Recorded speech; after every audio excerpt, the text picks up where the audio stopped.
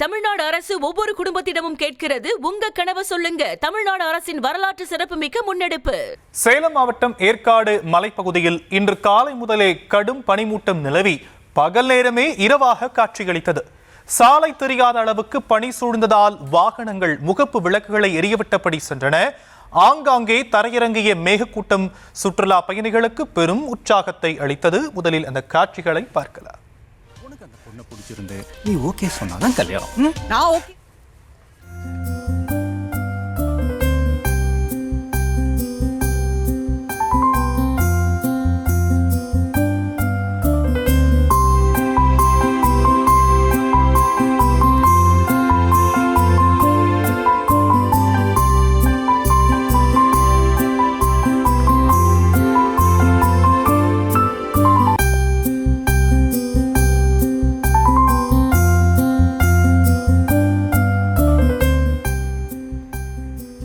இது பற்றிய விவரங்களை நம்முடைய செய்தியாளர் மணிசெல்வம் வழங்க நாம் கேட்கலாம். மணிசெல்வம், விவரங்கள்.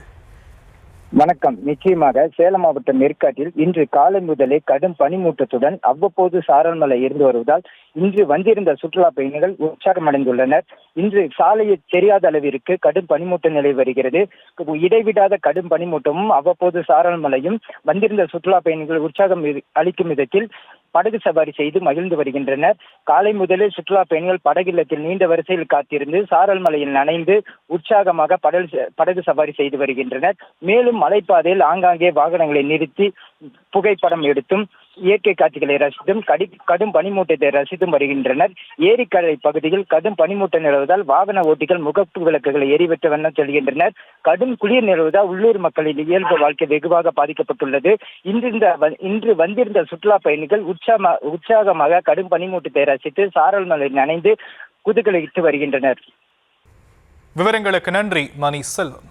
தமிழ்நாடு அரசு ஒவ்வொரு குடும்பத்திடமும் கேட்கிறது, உங்க கனவு சொல்லுங்க. தமிழ்நாடு அரசின் வரலாற்று சிறப்புமிக்க முன்னெடுப்பு.